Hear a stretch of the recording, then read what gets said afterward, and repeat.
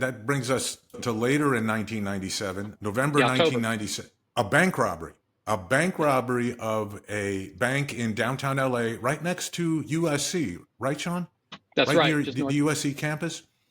Yeah. And the interesting thing about this bank robbery was the assistant bank manager, Errolyn Romero, had ordered much more than the normal amount of cash to be delivered to the bank that day. In other words, a bank has its normal cash needs. There's a cash manager. Cash comes in, cash goes out. They obviously don't want to have a lot of cash on hand. All of a sudden, there was this huge cash order put in, and literally within minutes of it arriving that day, there's a bank robbery. So investigators look at that. They become extremely suspicious of Errolyn Romero. And eventually, after a matter of a couple weeks, she cooperates and identifies David Mack, the LAPD officer that you guys were just talking about, as the bank robber, as one of the bank robbers.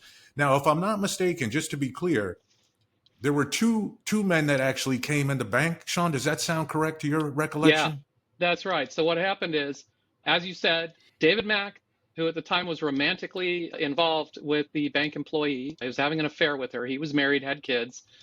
The bank gets an unusually large order of cash. They're in the process of counting the cash back in the secure vault of the bank. When in walks this guy in a suit with a Tech 9 on a shoulder strap under his jacket, he immediately goes to the security door. He's confronted by a guard. He says, "I'm just there to check on my deposit box." He gets buzzed through, and he goes to the back where they're counting this almost $800,000 in cash, and robs them of that cash. Orders the bank employees to the floor, scoops up the cash. As he's on his way out, he is confronted by, actually a security guard who is unarmed, goes to a phone in the bank to try and phone it in to the police. And as that guard is on the phone, another individual who is in the bank, not Mac, puts a gun to his head and says, "Don't do that." And of course he doesn't. So there's at least two guys in the bank. And then there was a third individual who was the getaway driver. They used a stolen white van, and that van was later found. It had been cleaned up. And those other two suspects were never found. But it was long suspected that at least one of them was Ray Perez, because he was good friends with David Mack. Yeah, and I think they did have evidence that the weekend after this robbery, David Mack, Ray Perez, and a third person who I don't recall his name, who was also LAPD, went to Las Vegas, spent the weekend in Vegas, gambled large amounts of cash. There would be some and also in some statements that Perez later made spontaneously that kind of point to the fact that he may have been involved in this bank robbery. Mark, do you remember anything else about that bank robbery or any other parts of that were interesting to you at the time? No, that's really as much as I remember about the incident.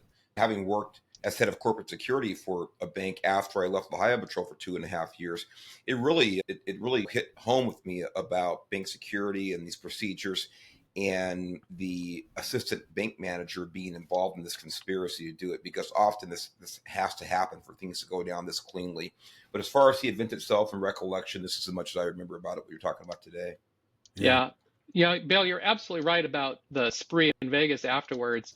When David Mack had like $7,000 in cash at home, he had just bought a new car. Him, Ray Perez, and this third officer, Mack and Perez had been partners in narcotics. The third officer was the officer that sponsored him into Rampart Crash.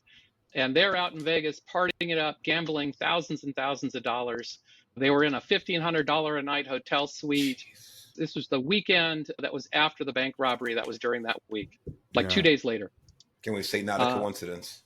And nobody ever found the money. Ever. Right. We looked. No. At some point, I think we had investigators digging up a pool that David Mack had put in, thinking that the money was buried underneath the pool. We never found the money. Nobody ever found the money. David Mack never gave up his co-conspirators. And Ray Perez, although clearly implicated and good friends with Mack, denied any involvement. The reason Ray Perez was friends with Mack is because when they were in narcotics, they were approached by a narcotics dealer. They were working undercover. According to Perez and Mack, that narcotics dealer pulled a gun on them, asked them if they were Bloods or Crips. Perez was just saying, "Hey man, I'm just a crackhead. Don't mess with me." And David Mack shot that guy about 15 times, I think it was, altogether. David Mack actually won LAPD's second highest award for that shooting, based largely on the account given by Ray Perez, who said that Mack saved his life. Given all the lies that Perez told later about shootings and planting guns on people, there was a couple of witnesses who came forward to say that didn't happen that way. I'm going to add that it was refuted by other witnesses. The story that Ray Perez told was refuted by other witnesses. But I think you were correct in identifying that as a key point that really forged the relationship between Mack and Perez, where there was almost unquestionable trust between the two of them.